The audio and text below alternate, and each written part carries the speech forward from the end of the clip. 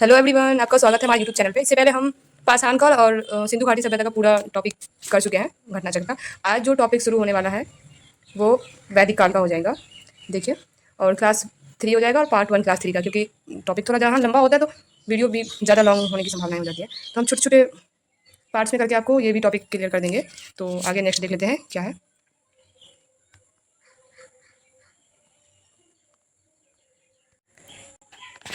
देखिए, आज का जो टॉपिक है वैदिक काल, ये लिखा हुआ है यहाँ पे। अब हम क्वेश्चन देख लेते हैं। ये घटनाचक्र में नोट्स भी दिया होता है, अगर आपके पास घटनाचक्र की बुक होगी तो आप देख सकते हैं। देखिए पूरा नोट्स भी दे रखा, और भी बहुत सारे हैं। तो हम सीधा क्वेश्चन पे आते हैं।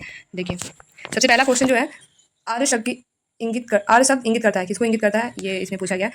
इसका जो आंसर हो जाएगा श्रेष्ठ वंश, मतलब ऊंचा। नेक्स्ट देख लेते हैं। पलास्कीय संस्कृति में आर्य शब्द का अर्थ क्या होता है। तो ईश्वर में विश्वासी है, एक वंशानुगत जाति, और देखिए फिर दिया हुआ है किसी विशेष धर्म में विश्वास रखने वाला या एक उत्तम व्यक्ति। तो इसका आंसर हो जाएगा एक उत्तम व्यक्ति, डी हो जाएगा इसका आंसर। लिख लीजिए। नेक्स्ट देख लेते हैं।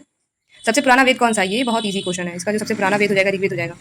देखिए ऋग्वेद, चारों वेद का नाम दिया गया। देखिए ऋग्वेद, सामवेद, यजुर्वेद, अथर्ववेद, ये सबसे बाद में आया था अथर्ववेद। नेक्स्ट देख लेते हैं।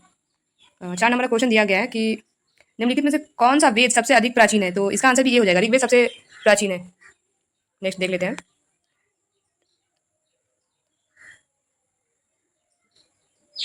त्राई नाम है, क्या है इसका आंसर। देखिए इसका आंसर 3 वेदों का, 3 वेद में जो हो जाएगा इसमें ऋग्वेद, यजुर्वेद, सामवेद हो जाएगा, लेकिन अथर्ववेद शामिल नहीं होगा इसमें।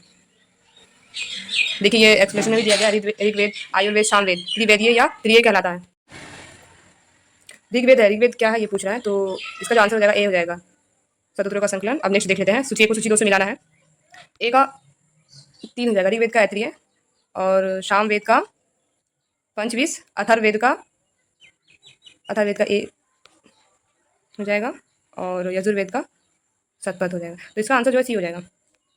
देखिए यहाँ पे दिया गया है, ऋग्वेद का ऐत्रीय, सामवेद का पंचविश, और अथर्ववेद का गोपद, और यजुर्वेद का जो हो जाएगा शतपथ हो जाएगा। नेक्स्ट देख लेते हैं। निम्नलिखित में से कौन सा ब्राह्मण ग्रंथ ऋग्वेद से संबंधित है। ऐत्रीय ब्राह्मण ग्रंथ जो हो जाएगा ऋग्वेद से, तो इसका आंसर ए हो जाएगा।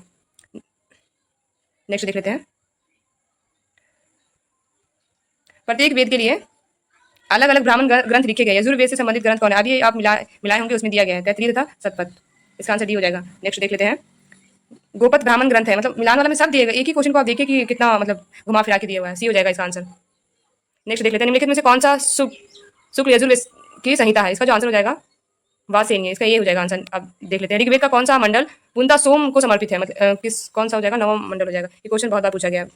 नेक्स्ट देख लेते हैं। ऋग्वेद का नवम मंडल पूर्णतः किसे, देखिए वही वाली बात हो गया, मगर घुमा के पूछा गया। सोम, और इस पेपर नामांकित देवता है। इसका आंसर डी हो जाएगा। नेक्स्ट देख लेते हैं। देखिए यज्ञ संबंधित विधि विधानों का पता चलता है, किसे पता चलता है, ब्राह्मण ग्रंथ से। सॉरी, इसका आंसर डी हो जाएगा, यजुर्वेद से। नेक्स्ट देख लेते हैं। निम्नलिखित में से किसका संकलन ऋग्वेद पर आधारित है। तो इसका जो आंसर हो जाएगा सामवेद का हो जाएगा, बी हो जाएगा इसका आंसर। नेक्स्ट देख लेते हैं। भारत के किस स्थल की खुदाई से लौह धातु के प्रचलन के प्राचीनतम प्रमाण मिले। इसका आंसर हो जाएगा अतरंजी खेरा, सॉरी, इसका आंसर डी हो जाएगा। अब देख लेते हैं। भारतीय उपमहाद्वीप में लोहे का प्रयोग कब से शुरू हुआ था। तो इसमें जो है उपयुक्त में से कोई नहीं दिया गया इसका आंसर। तो देख लेते हैं एक्सप्लेनेशन में क्या दिया गया। भारतीय उपमहाद्वीप में लोहे के प्रयोग के आरंभ के विषय में विद्वानों में मतभेद है। कुछ विद्वानों का मत मतलब अलग अलग मत है, इसलिए इसका आंसर मतलब वो नहीं दिया गया। देखिए कुछ का जो है 1600 से 1200 दिया गया, तो ज्यादातर आंसर यही होना चाहिए। ठीक है, अब नेक्स्ट देख लेते हैं। उपनिषद पुस्तकें हैं दर्शन पर, डी हो जाएगा इसका आंसर। नेक्स्ट देख लेते हैं। उपनिषदों का मुख्य विषय दर्शन, बी हो जाएगा इसका। वही एक ही क्वेश्चन को इतना घुमा फिरा के पूछ दिया ना। देखिए निम्नलिखित में से किस एक वैदिक साहित्य में मोक्ष की चर्चा की गई मिलती है। तो इसका जो आंसर उपनिषद हो जाएगा, डी हो जाएगा इसका आंसर। नेक्स्ट देख लेते हैं। अध्यात्म ज्ञान के विषय में नचिकेता और यम का संवाद किस उपनिषद में प्राप्त है। इसका आंसर जो हो जाएगा सी हो जाएगा, कठोपनिषद में हो जाएगा। नेक्स्ट देख लेते हैं। नचिकेता आख्यान का उल्लेख मिलता है, इसका आंसर कठोपनिषद। एक ही क्वेश्चन को घुमा फिरा के। उपनिषद का काल के राज्य में अशुपति शासक थे। उपनिषद काल के राज्य में अशुपति शासक थे कौन से, के। इसका आंसर बी हो जाएगा। नेक्स्ट देख लेते हैं। निम्नलिखित में वैदिक साहित्य का सही क्रम कौन सा है। इसका आंसर ए हो जाएगा। पहले वैदिक साहित्य, ब्राह्मण, उसका दी उपनिषद, ए हो जाएगा इसका आंसर। नेक्स्ट देख लेते हैं।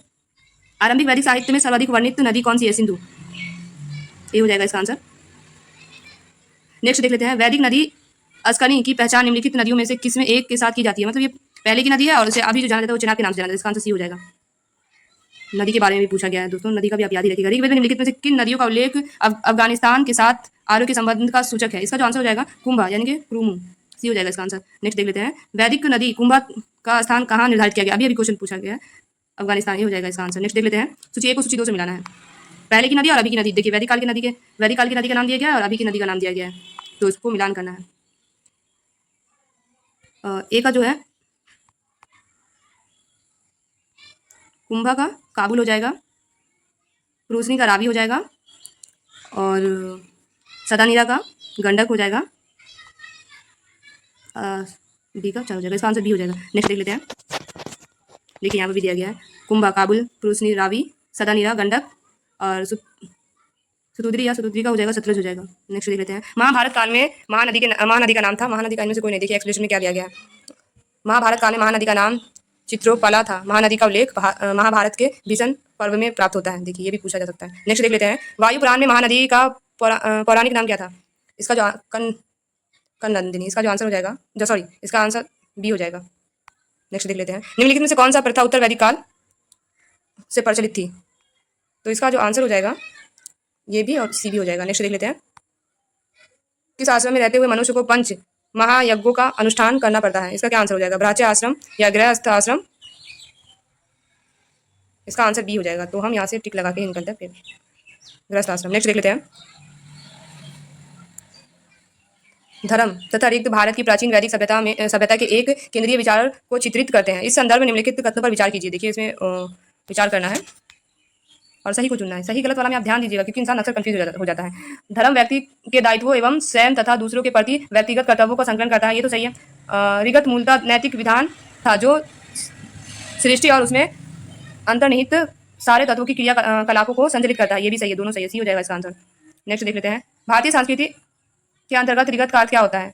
प्राकृतिक नियमों, इसका आंसर ए हो जाएगा, प्राकृतिक नियम हो जाएगा। निम्नलिखित, अब देखिए नेक्स्ट क्वेश्चन में दिया गया, निम्नलिखित वैदिक देवताओं में से किसे उनका पुरोहित इसका माना गया? इसका जो आंसर देख लेते हैं क्या हो जाएगा, बी हो जाएगा इसका आंसर, बृहस्पति। नेक्स्ट देख लेते हैं, निम्नलिखित में कौन सी वह वादिनी थी जिसने कुछ वेद मंत्रों की रचना की थी? इसका जो आंसर हो जाएगा ए हो जाएगा, लोपामुद्रा। नेक्स्ट देख लेते हैं, ऋग्वैदिक काल में निष्क शब्द का प्रयोग आभूषण के लिए होता है किंतु परवर्ती काल में उसका उपयोग किस अर्थ में हुआ था? इसका जो आंसर हो जाएगा ये सिक्का, डी आंसर हो जाएगा इसका। अब देखिए, ऋग्वैदिक काल में निष्ठा किस अंग का आभूषण था? गला का, वाह। प्राचीन भारत में निशाका जाने जाते थे किससे? स्वर्ण आभूषण से, मतलब स्वर्ण आभूषण को निशाका कहा जाता था, वाह।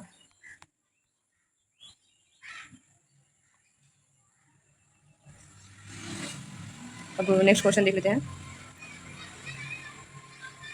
बोगज कोई महत्वपूर्ण है क्योंकि? इसका आंसर बी हो जाएगा, यहाँ से प्राप्त अभिलेख में वैदिक देवताओं का नाम उल्लेख प्राप्त होता है, बी हो जाएगा इसका आंसर। नेक्स्ट देख लेते हैं, निम्नलिखित अभिलेख में कौन सा ईरान से भारत में आर्यों के आने की सूचना देता है? बोगज कोई, बी, सी हो जाएगा इसका आंसर।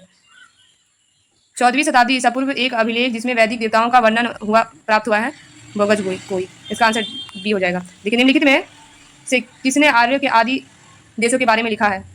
बाल गंगाधर तिलक, डी हो जाएगा इसका आंसर। अब देखिए, जिस ग्रंथ में पुरुष मेद का उल्लेख हुआ है वह कौन सा है? इसमें स्टार मार्क लगा है,